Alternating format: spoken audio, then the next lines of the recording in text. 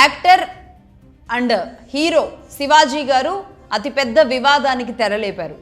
నిన్న ఆయన ఒక సినిమా ఫంక్షన్లో ఓపెన్గా బాహాటంగా ఒక మాట అనేశారు. అది కూడా ఆడవాళ్ళ గురించి అనేశారు.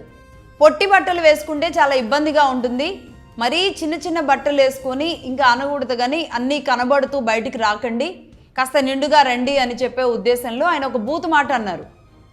ఆ బూతు మాట మీద ఇవాళ యాంకర్ అండ్ యాక్టర్ అనసూయ గారు అలాగే సింగర్ చిన్మయి గారు ఇద్దరు స్పందించారు.